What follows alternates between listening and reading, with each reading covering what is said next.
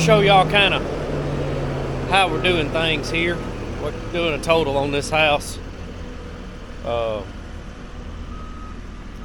This house, everything's got to come out the front. So the way we do it, we get us a channel knocked out in the middle of this thing, but we always leave the hard pan to run on to keep the dirt out of the litter until we get, where we're not gonna get back on it. And I've came back here and turned around, you see how it kind of scars the floor a little bit, but I'll come in and back drag all this dirt and make it smooth, make it look nice. But the way I do it, I just bring everything down the middle and I wire it off and bring it off the wall to the middle. And the hard pan's up on this and I won't have to get back on it, so I won't be getting any dirt in my litter. If you dig a channel on this thing and take the hard pan and all right down the middle, every pass you make with that machine, when it's chipping up that floor like what that looks, you're getting dirt in it. You may not see much of it, but it's getting a lot of dirt in your litter and making the middle of the house low. But I'll come back right here and I'll gnaw this off about a foot at the time.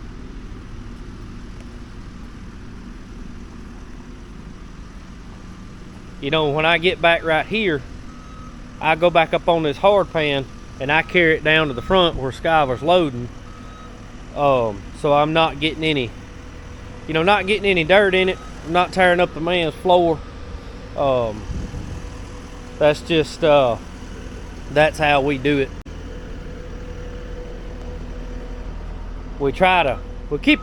This has gotten a little narrow. I need to clean it up, but I try to keep about 15-foot track to run in down the middle. That way that, don't have so much drag on the sides of the bucket and on the track machine. You don't have that litter falling off these mounds where it's spilling off the bucket. It's not running that stuff through your undercarriage and kicking it up in the radiator. But y'all, this litter's, it's thick. I'm standing here on the hard pan and be a lot of loads in here. You can see it's half as deep as the bucket is tall. I don't know, it's probably you can see that's mounded up, but when you get back over there where it crests off, it's probably it's 16-18 inches. It's a lot of material in here. More trucks running today than what we normally do.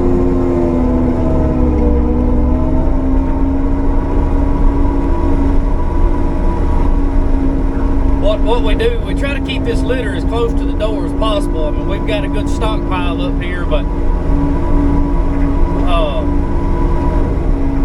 other people that do this in the area, they want to come in and pile all the litter up in the front, all 500, 600, 700 tons, whatever it is, and you got a dang pile that's 100, 120 foot long. You got to back up 120 foot to get a dipper full. That really doesn't make sense. That increases your cost per ton to get this litter on the truck substantially. So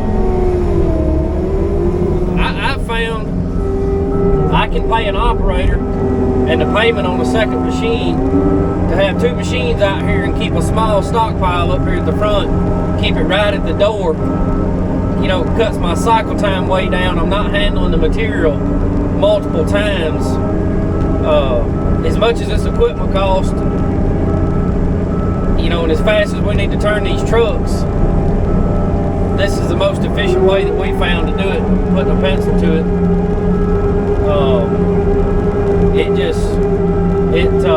It works way better. I understand most people, if you got one machine and you don't want the trucks to wait on you, you gotta have it stacked up there. But just in the amount of time, extra time and days it takes to come out here a day or two ahead of the trucks you know, and get all this stacked up, you know, then have to rehandle it to load it.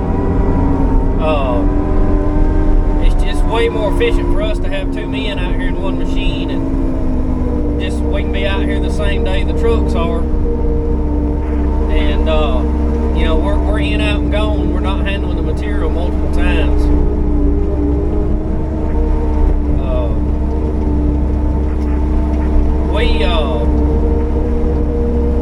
These G series machines have been good.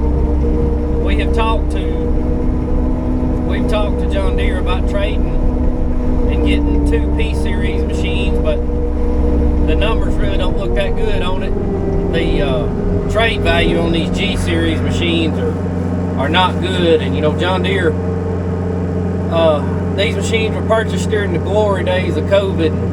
You know, the dealers kind of broke it off in us on these, and which I understand it's just business, but really just doesn't make sense to trade right now. And a lot of things I like about the P that they've changed that would make my life easier, but we're probably going to run these machines at least another season before we trade.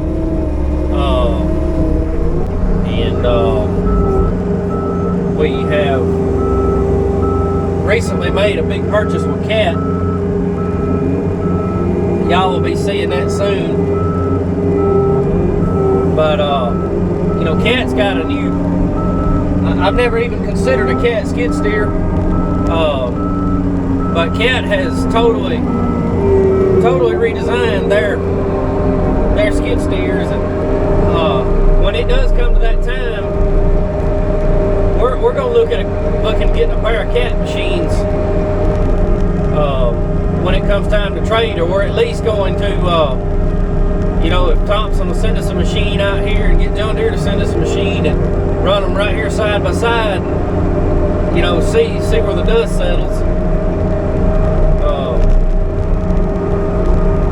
I think that hadn't been in one of the new 275 or 285 Cats, but just from what I've read and looked at, you know, they've kind of, I mean, they went totally back to the drawing board and changed everything. And which, don't get me wrong, John Deere changed some stuff on the P's, but I don't know. I hadn't ran either one of the machines yet. Looking forward to, you know, getting some out here in the field, seeing what they're about. But you know, 2024 was a tough year for us with John Deere. But we like John Deere. We're 100% John Deere down to the lawnmower. Besides, you know, a Komatsu dozer. But I don't know. There's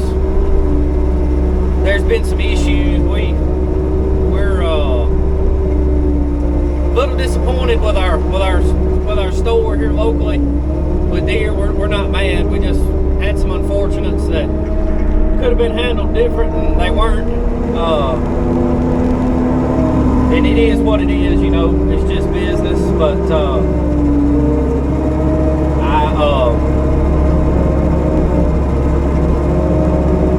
you know, I feel like, even as much as I like Deere, and that's still probably what I'll spend my money on, but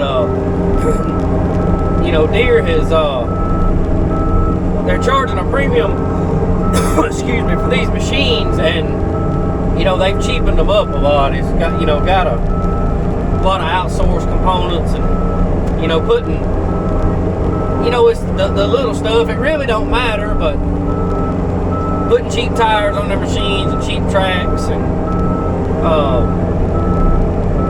you know, cheap components, and you know, if you pay a premium for something, you expect a premium product and a good return. I mean, these machines are so expensive now, you've got to look at it as an investment, and there's got to be a return on that investment. You know, so I mean, that's just kind of my rant with that for today.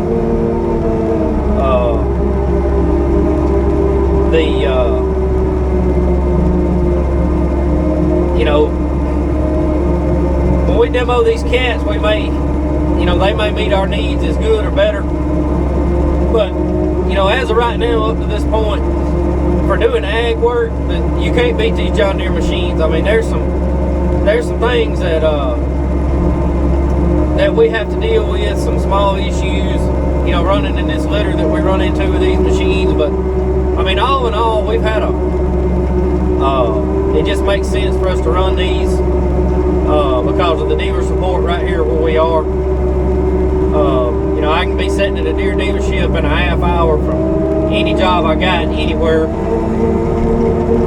and you know, that's been convenient. And you know, these machines are tough. We don't have too much trouble with them trying to run hot in this litter. You get in a house like what this is, you know, and this litter's like sand or like flour, whatever you want to say, it's tough on these machines. That stuff will plug them up. But like I say, we're definitely gonna get a pair of machines out here, one Deere, one Cat, demo them, see where the, you know, where the dust settles.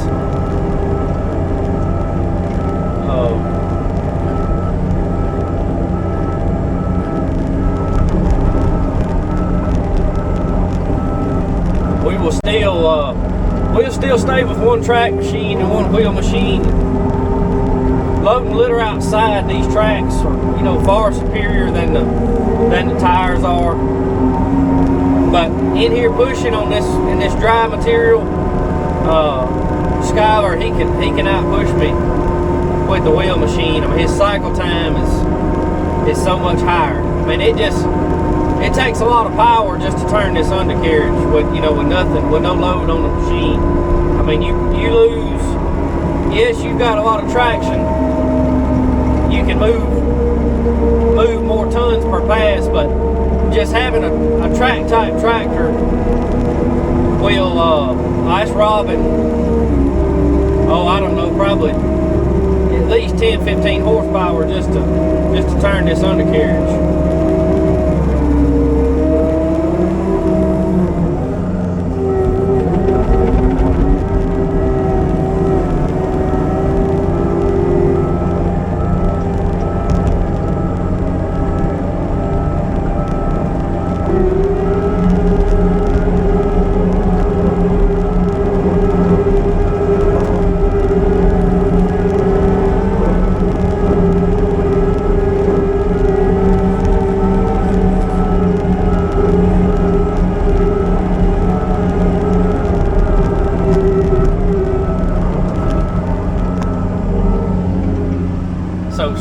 Truck just left. Skylar, he'll come back here now and help me push.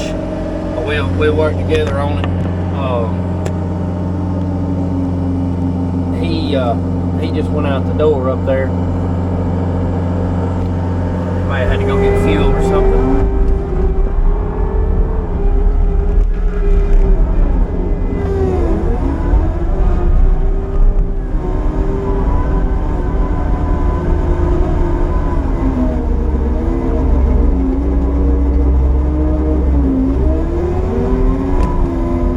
In these things is not too bad considering how deep they are.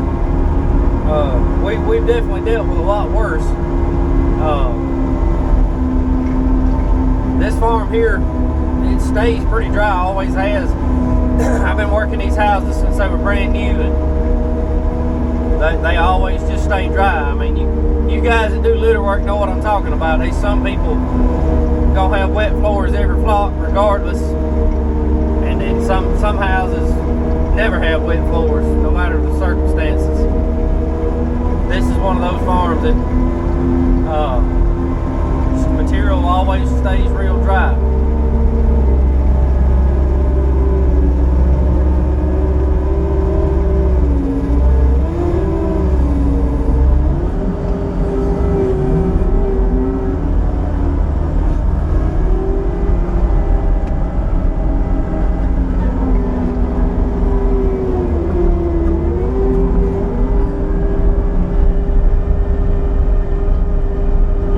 My biggest pet peeve with the John John Deere machines is the number one thing, the filtration system for the heat and air is crap.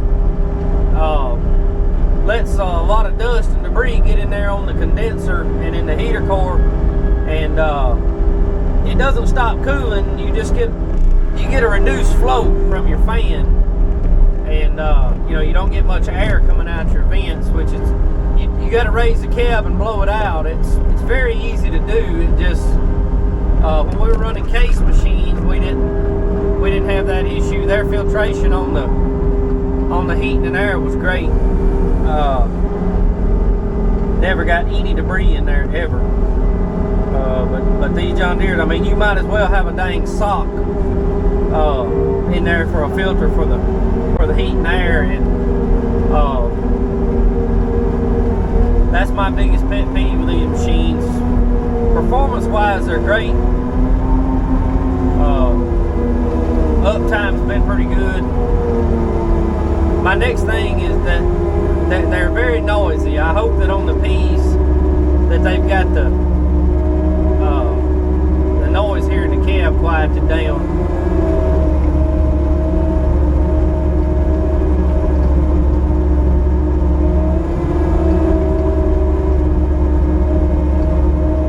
Be interesting to see how that 335P is with with 18 more horsepower. This 333. I mean, don't get me wrong, it's powerful, but it leaves a little to be desired in the horsepower department.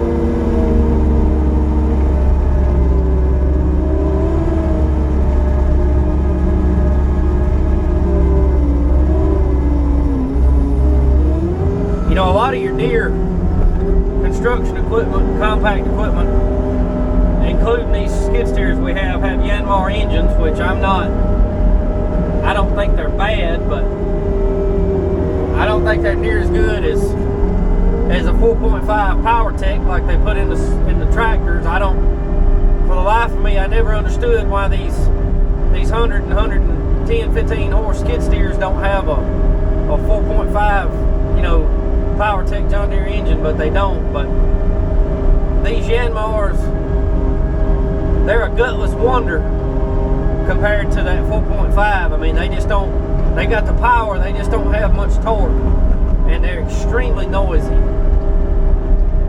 But I guess Deere does what they do for a reason. I don't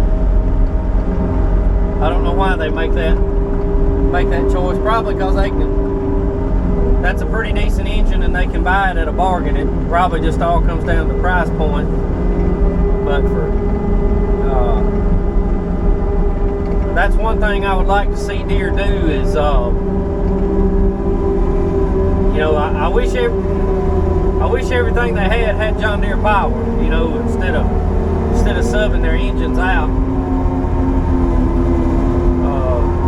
And everybody's got their reasons for things, but that's one thing I would like to see them do on this compact stuff. At least on the 100 horse and up machines, put that 4.5 in them. I mean, heck, the small John Deere dozers and the small excavators to a certain size, I think,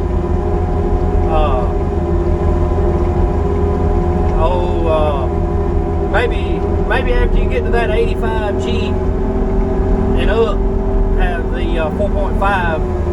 The smaller ones have a run the Yanmars, and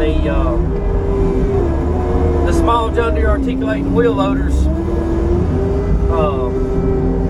use the Yanmar, everything under the 344 size.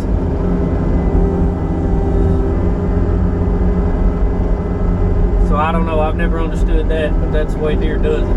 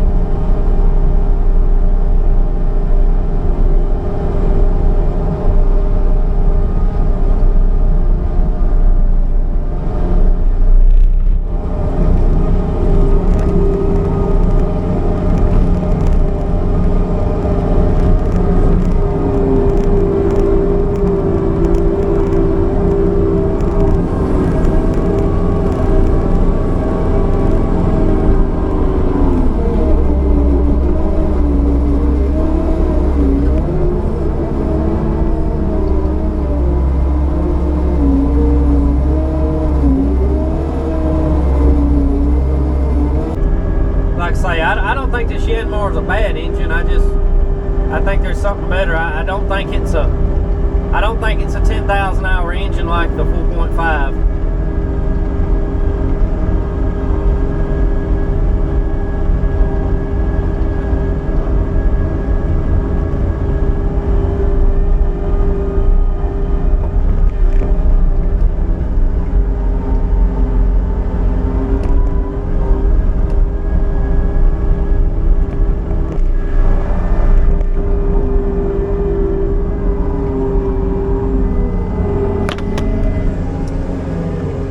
Y'all, that was my tips for the day.